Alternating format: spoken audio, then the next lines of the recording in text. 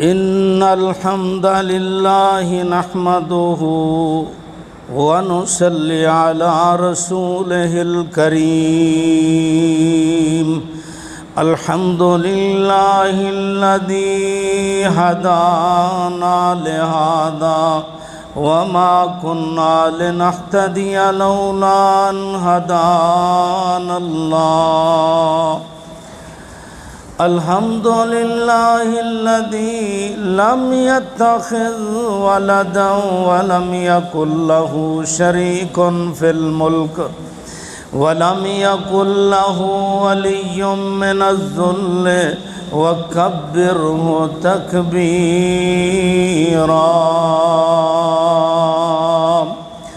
اللهم صل على محمد وعلى آل محمد كما صليت على إبراهيم وعلى آل إبراهيم إنك حميد مجيد.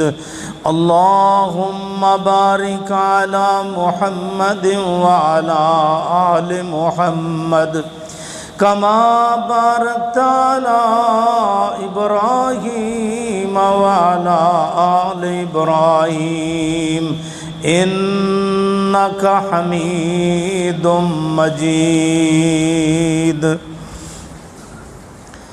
أعوذ بالله السميع العليم من الشيطان الرجيم. فسيكفيكهم الله وهو السميع العليم.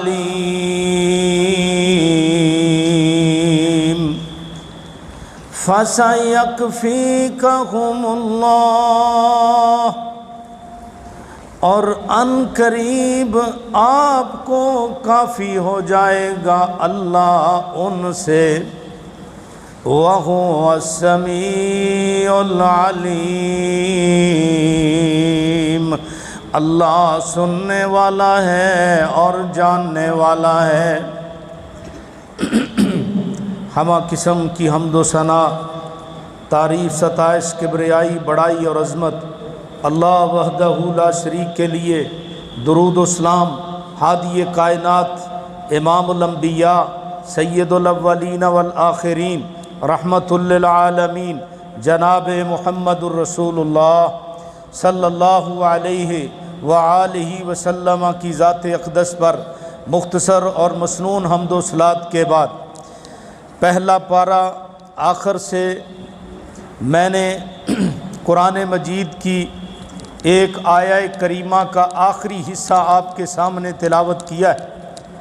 اللہ رب العزت نے اس میں اپنے محبوب پیغمبر جناب محمد الرسول اللہ صلی اللہ علیہ وآلہ وسلم کو خوشخبری سنائی ہے کہ یہ آپ کے دشمن جو مرضی کر لیں، جو مرضی یہ پلاننگیں بنا لیں، جو مرضی منصوبے بنا لیں، جو مرضی ظلم و ستم ڈھالیں، فَسَيَكْفِيكَهُمُ اللَّهُ، اللہ اکیلا ہی آپ کو ان سارے دشمنوں سے کافی ہو جائے گا. وَهُوَ السَّمِيعُ الْعَلِيمُ، اللہ سننے والا بھی ہے، اللہ جاننے والا بھی ہے.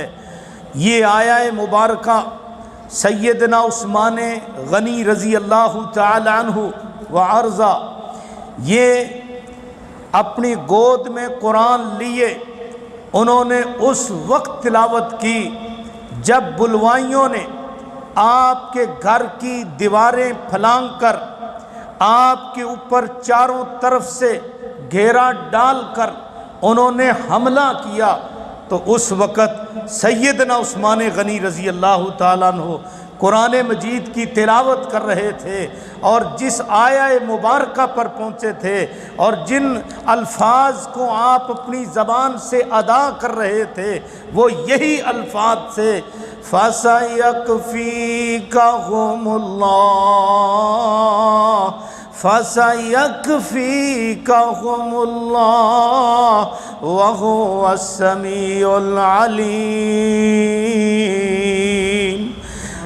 اے پیغمبر آپ کو اللہ اکیلا ہی کافی ہے ان سارے دشمنوں سے، اور اللہ سننے والا بھی ہے، اللہ جاننے والا بھی ہے۔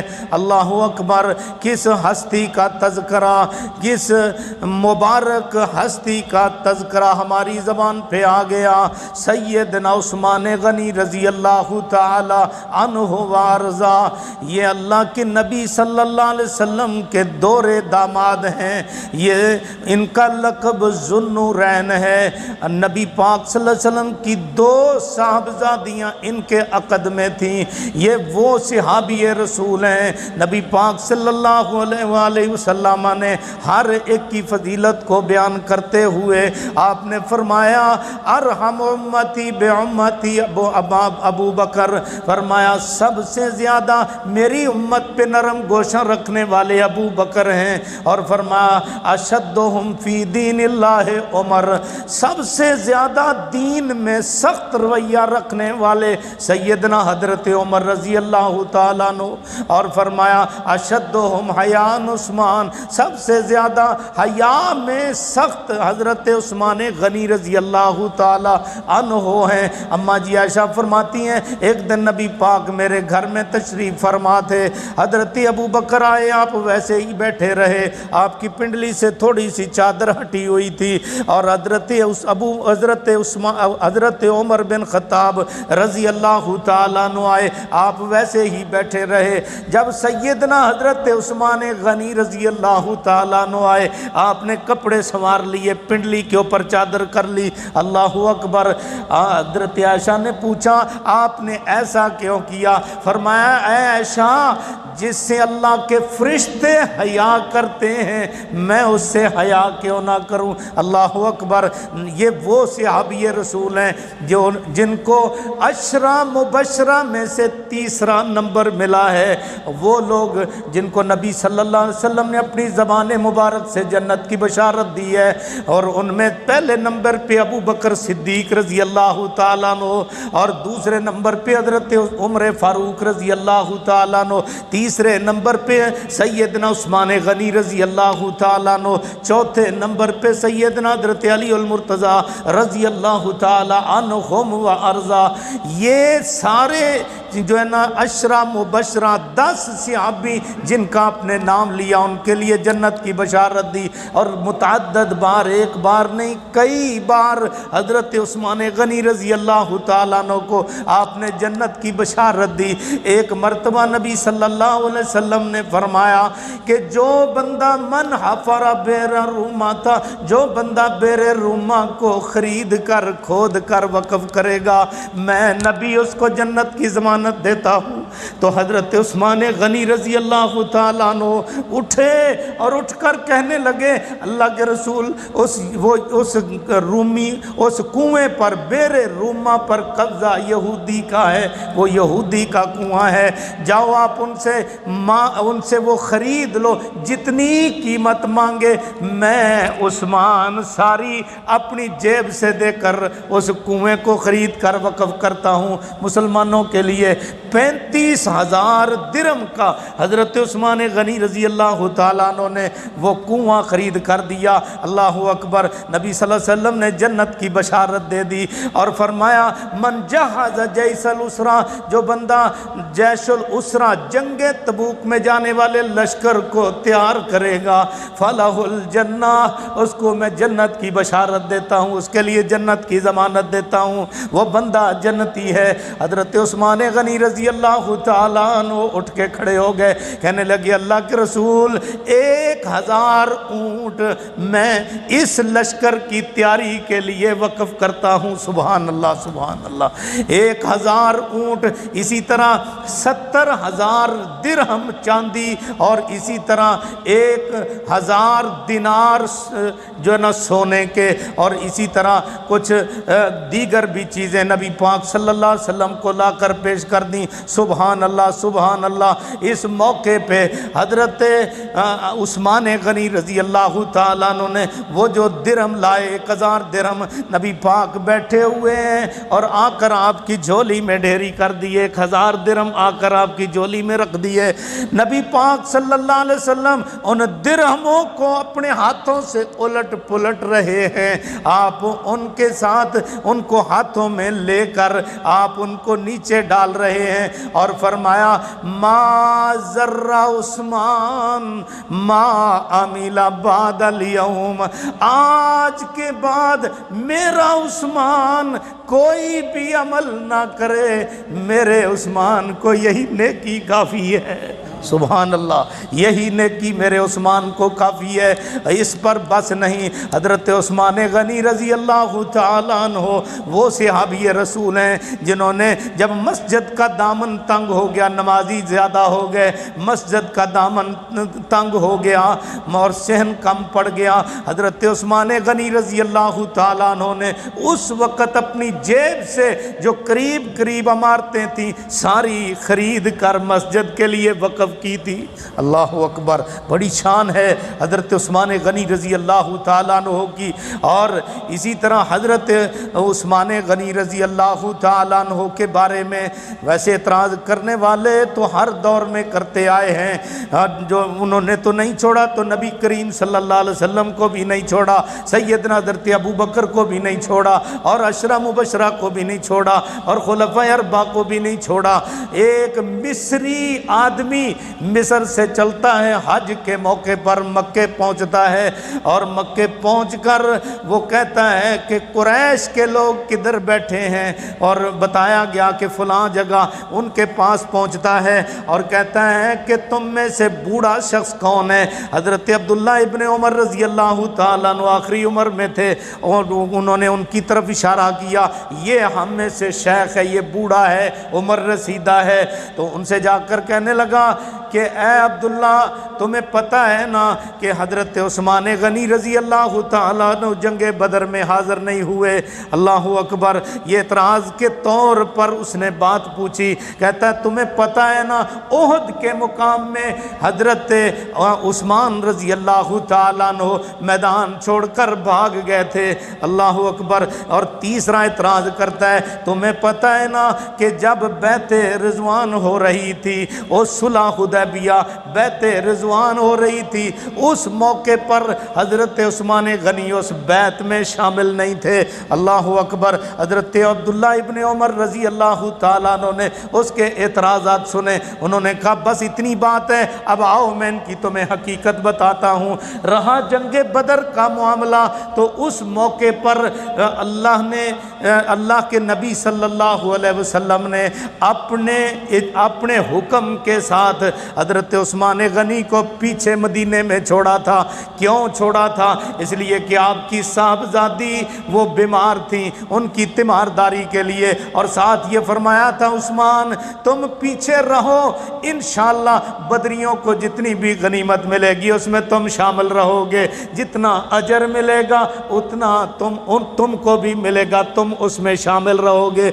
बदरी लोगों का तज़किरा तो बहुत ही लोगों के ज़बाने ज़्यादा है और बड़ी शान है बदर वालों की। अल्लाह रब्बुल इज़्ज़त ने मैदान बदर के अंदर जब दुश्मन सामने थे, मुसलमान और दुश्मन आमने सामने थे, अल्लाह ने आसमान से झांक कर बदरियों के ऊपर देखा। इत्तला अल्लाहु अला अहले बदर, अल्लाह ने झांक कर अहले बदर पर देखा और फरमाया ए मालू माशे तुम, ए बदरियो आज के बाद तुम जो भी अमल करोगे तुम्हें इजाज़त है, और कद गफ़रतु लकुम, मैंने तुम्हें एडवांस ही माफ़ कर दिया है, वजबतु लकुमुल जन्ना, और मैंने तुम्हारे लिए जन्नत अलाट कर दी है। सुभान अल्लाह। बदरियों का बहुत बड़ा मुकाम है और बदरी सहाबा जो हैं वो उनकी अपनी शान है, सहाबा के दर्जात हैं। पहला दर्जा खुलफ़ाए अरबा का और दूसरा दर्जा अशरा मुबशरा का, तीसरा दर्जा बदरी सहाबा का। सहाबा इस तरह दर्जात जो ना आपस में वो यानी एक दूसरे को दर्जात में शुमार करते थे। बहरहाल حضرت عثمان غنی رضی اللہ تعالیٰ عنہ جنگ بدر میں اس وجہ سے حاضر نہیں تھے کہ نبی پاک کے حکم سے ان کو مدینے میں ٹھہرایا گیا تھا۔ اور دوسری بات جو آپ نے احد کا معاملہ ذکر کیا ہے تو اس میں حضرت عثمان ہی نہیں تھے، باقی کئی اور صحابی بھی تھے۔ جب تیروں کی بچھاڑ ہو گئی اس وقت بھگدڑ مچ گئی اور یہ مشہور ہو گیا کہ نبی پاک صلی اللہ علیہ وسلم کو شہید کر دیا گیا ہے، حضرت ابو بکر کو شہید کر دیا گیا ہے، حضرت عمر فاروق کو شہید کر دیا گیا ہے۔ اس طرح یہ جو ہے نا عام دشمنوں کی طرف سے یہ آوازیں بلند ہونا شروع ہو گئیں، صحابہ کی ہمتیں ٹوٹ گئیں، وہ تو میدان چھوڑ کر جانے لگے کہ جس ہستی کے لیے اس میدان میں اترے تھے وہی نہ رہے تو اب ہمارا یہاں رہنے کا کیا مقصد ہے۔ تو بہرحال اللہ پاک نے ان کی اس یعنی جنگ سے بھاگنے کے جو ان سے غلطی ہوئی تھی اللہ رب العزت نے ان کو معاف کر دی، ان کے لیے بخشش نازل فرما دی اور ان سب کو معاف کر دیا۔ رہا تیسرا معاملہ کہ جب صلح حدیبیہ ہو رہی تھی اللہ پاک کی طرف سے اعلان ہو رہا تھا لَقَدْ رَضِيَ اللَّهُ عَنِ الْمُؤْمِنِينَ إِذْ يُبَايِعُونَكَ تَحْتَ الشَّجَرَةِ فَعَلِمَ مَا فِي قُلُوبِهِمْ فَأَصَابَهُمْ فَتْحًا قَرِيبًا۔ اللہ پاک جب اللہ پاک دیکھ رہے تھے اس بیت کو بھی دیکھ رہے تھے اور اللہ نے آسمان سے ان بیت رضوان والوں کے لیے رضامندی کا جو ہے نا سرٹیفکیٹ دے دیا۔ فرمایا لَقَدْ رَضِيَ اللَّهُ عَنِ الْمُؤْمِنِينَ، اللہ پاک مومنین سے راضی ہو گیا۔ مومنین جمع کا صیغہ ہے، 1400 سے زائد صحابہ وہ میں صلح حدیبیہ کے مقام پر تشریف فرما تھے۔ اللہ اکبر۔ اللہ رب العزت نے آسمان سے سب کو مومن کہا ہے، سب کو مومن کہا ہے، سارے مومنوں پہ اللہ راضی ہو گیا۔ اللہ اکبر۔ بیعت ہو رہی ہے، یہ اعتراض کرنے والا کہتا ہے اس بیعت رضوان میں تو حضرت عثمان نہیں تھے۔ اللہ اکبر۔ تو حضرت عبداللہ ابن عمر رضی اللہ تعالیٰ عنہ بیان فرماتے ہیں کہ اصل حقیقت یہ ہے کہ دونوں طرف سے سفیر آ جا رہے تھے، کچھ سہیل بن عمر کی طرف سے آ رہے تھے حدیبیہ کے مقام پر اور کچھ حدیبیہ سے نبی صلی اللہ علیہ وسلم کی طرف سے مکے میں سفیر جا رہے تھے اور آپس کے اندر سفیر آ جا رہے تھے۔ تو حضرت عثمان غنی رضی اللہ تعالیٰ عنہ ان کے رشتہ دار مکے کے اندر قریبی رشتہ دار تھے، نبی پاک صلی اللہ علیہ وسلم نے ان کو بطور سفیر اپنے حکم سے روانہ کیا تھا۔ اور جب یہ مکے کی سرزمین میں پہنچے انہوں نے نصف پنڈلی پر چادر باندھی ہوئی ہے۔ اللہ اکبر۔ ابان بن عثمان جو ان کے رشتہ دار ہیں وہ کہتے ہیں عثمان لگتا ہے آپ کے پاس کپڑا پورا نہیں ہے، آپ کے پاس نیچے والی ازار چادر پوری نہیں ہے، میں آپ کو بڑی چادر لا کر دیتا ہوں۔ حضرت عثمان غنی رضی اللہ تعالیٰ عنہ فرماتے ہیں ہاں قضا عزرت و صاحبی، اس طرح تو میرے نبی پاک کا لباس ہے۔ سبحان اللہ۔ آپ بھی آدھی پنڈری پہ چادر باندھا کرتے تھے، سنت کے مطابق ٹخنے سے اوپر شلوار چادر کو اوپر رکھنا چاہیے۔ اللہ اکبر۔ تو حضرت عثمان غنی رضی اللہ تعالیٰ عنہ ان کے چونکہ قریبی رشتہ دار مکے میں تھے اور یہ بطور سفیر نبی پاک نے ان کو بھیجا تھا۔ پیچھے سے بیعت الرضوان ہوئی اور نبی صلی اللہ علیہ وسلم اپنا دایاں ہاتھ سجا ہاتھ جو ہے یہ بڑھا کر صحابہ سے سلام لے رہے ہیں، بیعت لے رہے ہیں، اسلام کے اوپر بیعت ہو رہی ہے۔ اللہ اکبر۔ تو کرتے کرتے جب آخری صحابی تک سب نے بیعت کر لی، لو آپ نے فرمایا میرے صحابہ، میرا صحابی عثمان وہ یہاں موجود نہیں ہے، اب تم میری طرف سارے توجہ کرو۔ آپ نے فرمایا ہذہ ید عثمان، ہذہ ید عثمان، یہ عثمان کا ہاتھ ہے۔ اور آپ نے اپنے دائیں ہاتھ کو عثمان کا ہاتھ کہا ہے اور فرمایا یہ ہذہ ید عثمان، یہ عثمان کا ہاتھ ہے۔ پھر آپ نے بائیں ہاتھ پر آپ نے اس طرح رکھ کے فرمایا یہ میرے عثمان کی بیعت ہے۔ یہ میرے عثمان کی طرف سے میری بیعت ہے۔ اللہ اکبر۔ اس طرح ہاتھ تھے صحابہ کے۔ دیکھیے ذرا قرآن پاک کی آیت ید اللہ فوق ایدیہم، جب صحابہ بیعت کر رہے تھے، سنیے، جب صحابہ بیعت کر رہے تھے اس وقت ایک ہاتھ نبی پاک کا تھا، دوسرا صحابی کا تھا، تیسرا ہاتھ اللہ رب العزت کا تھا۔ تو یہ فرمایا ید اللہ فوق ایدیہم، یہ اللہ کا ہاتھ ان کے ہاتھ کے اوپر تھا۔ اور جب حضرت عثمان غنی رضی اللہ تعالیٰ عنہ کے بیعت کی باری آئی، آپ نے فرمایا ھذہ ید عثمان، اب نبی پاک نے اپنے دائیں ہاتھ کو عثمان کا ہاتھ کہا، اور یہ دو ہاتھ نبی پاک کے تھے، یہ دو ہاتھ نبی پاک کے تھے، اور ان کے اوپر تیسرا ہاتھ اللہ رب العزت کا تھا۔ سبحان اللہ۔ فرمایا یہ عثمان کی طرف سے بیعت ہے۔ اب کہاں یہ باتیں لے جاؤ اور آج کے بعد اعتراض نہ کرنا، میں نے حقیقت بتلا دی ہے ساری۔ تو بھائیو، اعتراض کرنے والے تو ہر وقت کیا کرتے ہیں۔ حضرت عثمان غنی رضی اللہ تعالیٰ عنہ خلفائے اربعہ میں سے تیسرے نمبر پر عثمان غنی رضی اللہ تعالیٰ عنہ وہ صحابی رسول ہیں کہ جن کے بارے میں نبی صلی اللہ علیہ وسلم نے فرمایا تھا، جب دوسری لقط جگر نبی صلی اللہ علیہ وسلم کی آپ کے عقد میں تھی، وہ بھی فوت ہو گئیں، تو فرمایا میری اور بیٹی ہوتی تو میں یکے بعد دیگر عثمان کے عقد میں کرتا جاتا۔ اللہ اکبر۔ اتنا پیار حضرت عثمان غنی رضی اللہ تعالیٰ عنہ سے۔ اور اس آیت کو جو میں نے آپ کے سامنے تلاوت کی ہے، جب یہ پڑھ رہے تھے، قرآن کی تلاوت کر رہے تھے، بلوائی آئے۔ بلوائی کون تھے؟ یہ سارے کوفہ سے آنے والے تھے۔ یہ وہ تھے جنہوں نے حضرت عثمان غنی رضی اللہ تعالیٰ عنہ پر دعویٰ بولا، اور جنہوں نے ان کے بعد حضرت علی اور حضرت عائشہ کو لڑایا، اور یہ وہ تھے جنہوں نے حضرت علی اور امیر معاویہ کو آمنے سامنے کیا۔ یہ وہی لوگ تھے جنہوں نے جو ہے نا فتنوں کا باعث بنے۔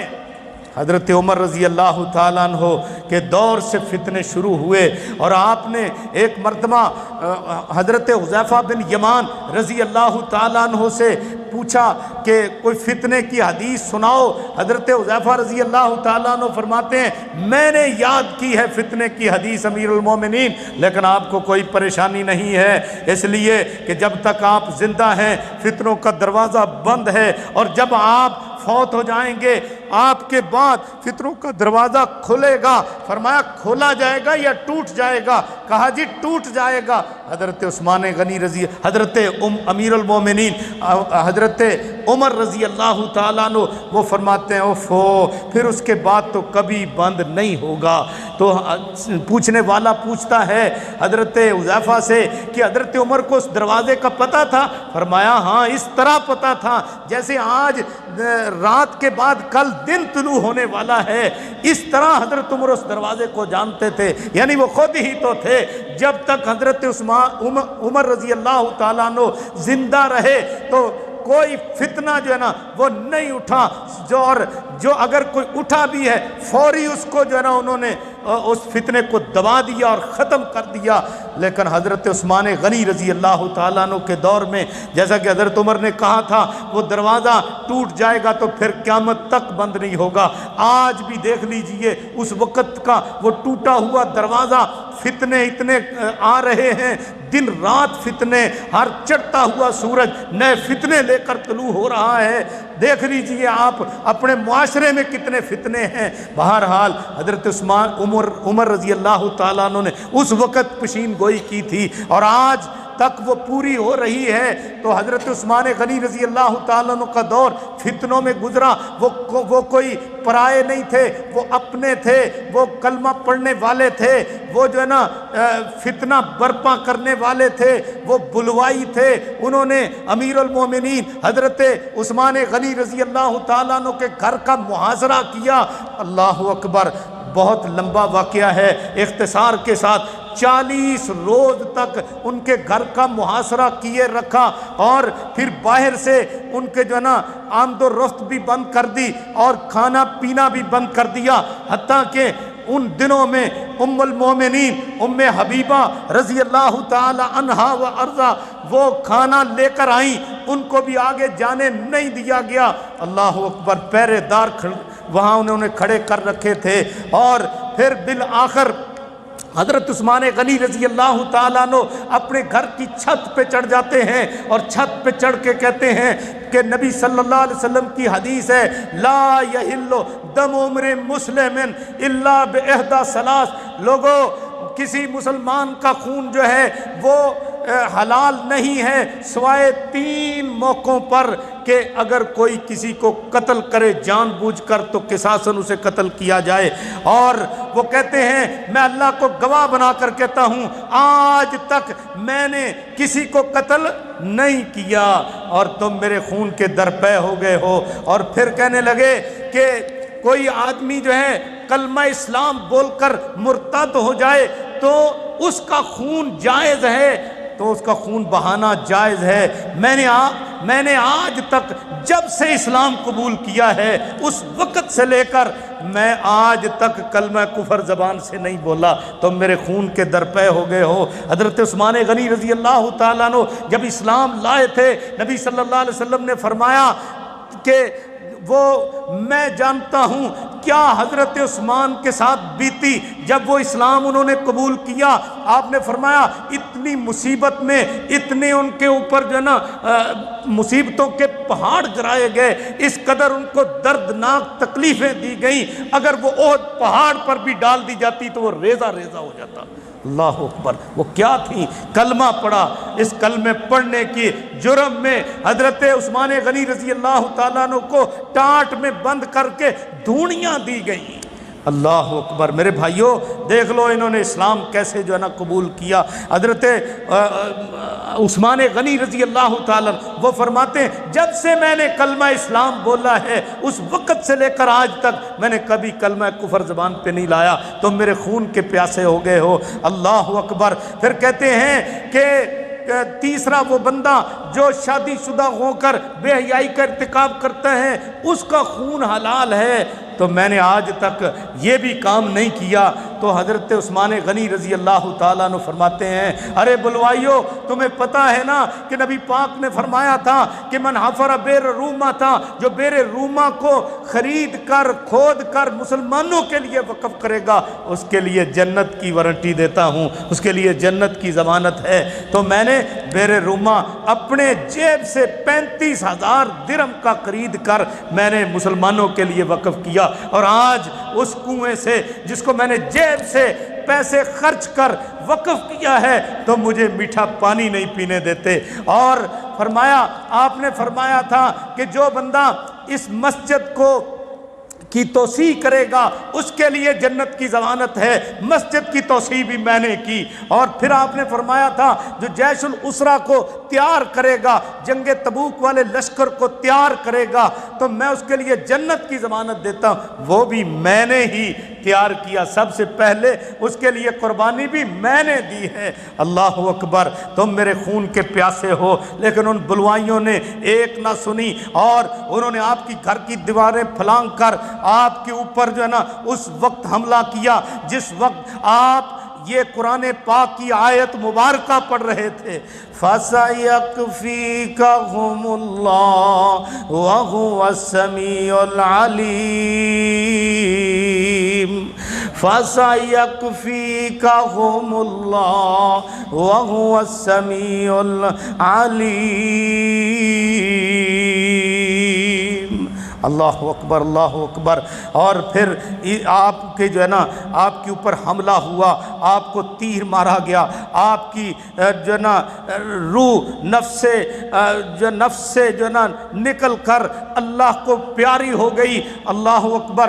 2 دن تک آپ کے گھر میں جو ہے نا جسد خاکی پڑا رہا، صرف 17 بندوں نے رات کی تنہائیوں میں آپ کا جنازہ پڑھ کر پھر انہوں نے آپ کو جو ہے نا دفن کیا۔ تو میرے بھائیوں یہ مظلومانہ شہادت آپ اندازہ کر لیجئے، 40 دن تک محاصرہ، پھر کھانے پینے کو بھی بند کر دیا گیا، کھانا بھی بند کر دیا گیا، پینا بھی بند کر دیا گیا، حتیٰ کہ باہر سے ملاقاتیں بھی بند کر دی گئیں، اور لوگ کہتے تھے کہ حضرت جی فتنے کا امام ہمیں نمازیں پڑھا رہا ہے، آپ کیا کہتے ہیں؟ حضرت عثمان غنی رضی اللہ تعالیٰ عنہ انتہائی نرم گوشر رکھنے والے، وہ فرماتے جب اچھا کام کریں تو ان کے ساتھ مل جاؤ اور جب برا کام کریں تو پیچھے ہٹ جاؤ۔